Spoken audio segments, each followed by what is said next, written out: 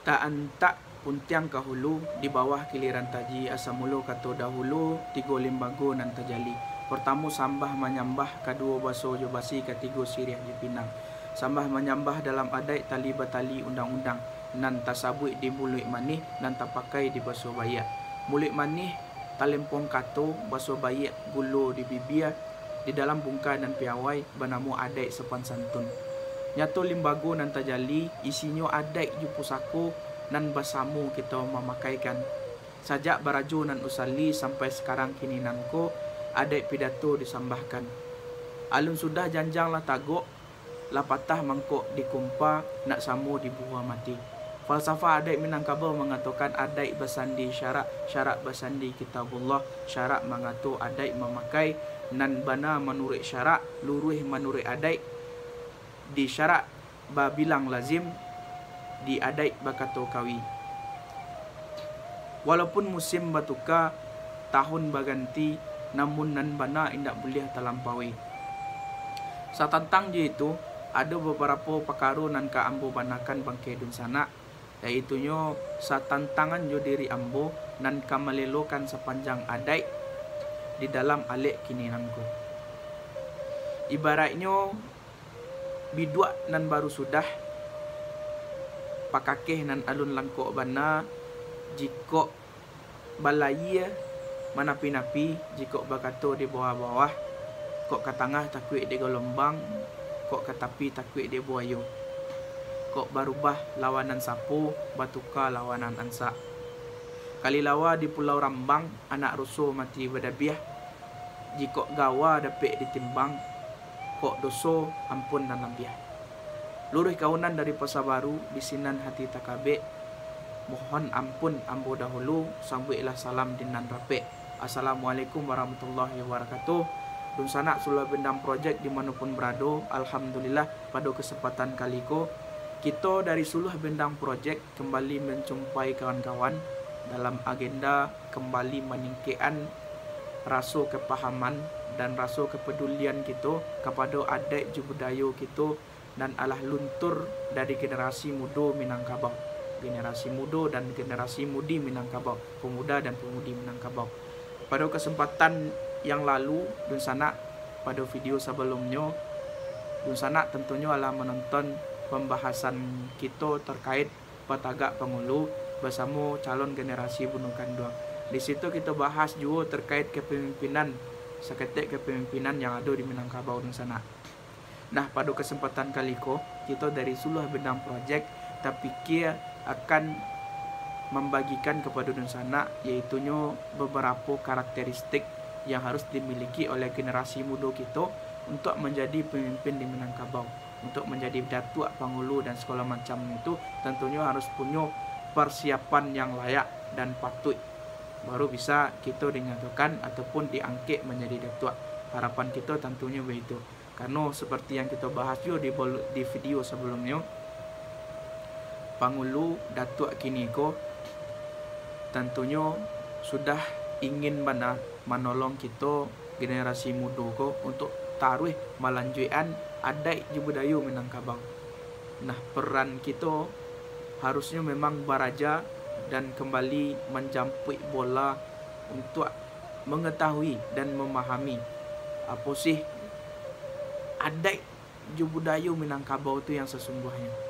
Maka dari itu kan kawan, channelku kembali kita sadarkan kepada kita bersama untuk kembali untuk sama-sama baraja untuk menjadi role model bagi generasi muda Minang, generasi pemudi Minang bagai untuk kembali mencintai, untuk kembali sadar bahwasanya mempelajari adat itu sangat penting.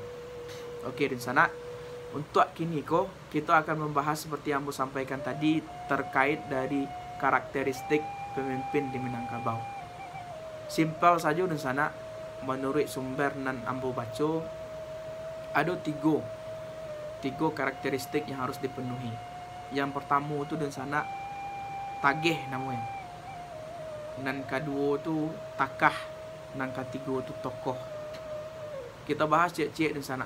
Kita mulai dari yang namanya takah lah dulu. Takah ataupun batakah ku di sana artiannya adalah gagah dan nampak wibawanya. Karena seperti yang kita ketahui, pemimpin di Minangkabau tu nyo akan membimbing anak juga kemanakannya. Jadi nyo harus punya wibawa dan juga nampak kegagahannya di situ. Gagah bukan hanya dari segi penampilan saja, tapi juga dari segi baannya menampakkan wibawanya sebagai pemimpin. Kan begitu di sana. Lalu yang kedua di sana kita masuk kepada yang namanya tagih. Tagih di sana mungkin adalah terpikir bahwasanya pemimpin tuh harus tegas di sana, harus berani, harus kuat, harus punya pemikirannya surang. Ibaratnya harus tagak je pendiriannya surang. Karena pemimpin tuh akan meluruhkan nan sasek gitu ya, akan menjalihkan ke masyarakat yang akan menjadi sulah bendang bagi masyarakatnya, yang akan menjadi penarang jalan jikalau ada permasalahan di suatu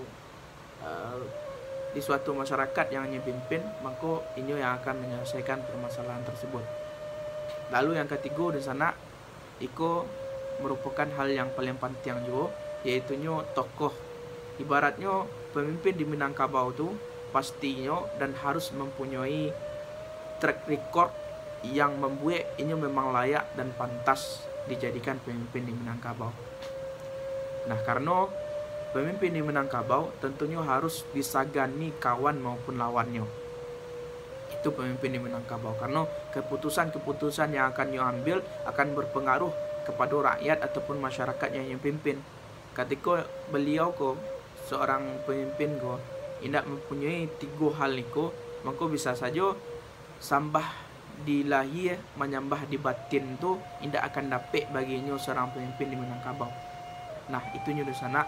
Untuk kesempatan kali kita membahas terkait pemimpin di Minangkabau, karakteristik pemimpin di Minangkabau. Yang pertama harus takahnya di sana, yang kedua harus tagihnya, yang ketiga harus tokohnya. Jadi tiga hal itu paling tidak harus kita punyai kini sebagai generasi muda dan generasi mudi Minangkabau untuk menjadi generasi penerus dari adat budaya Minangkabau dan akan memimpin generasi Minangkabau kelak.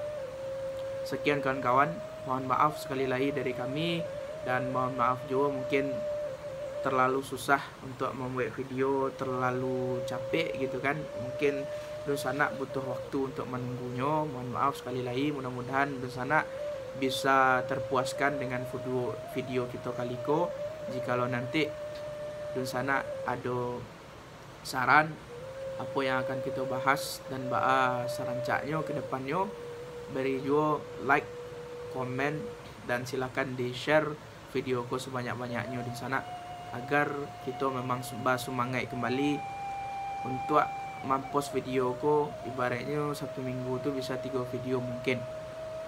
Tentunya dengan bantuan, dengan dukungan, dengan support dari kawan-kawan sadonya. Mohon maaf dari kita di sana, dari kerabat Sulah Bintang Project. Mudah-mudahan sekali lagi bermanfaat. Wabillahi taufiq wal hidayah. Wassalamualaikum warahmatullahi wabarakatuh.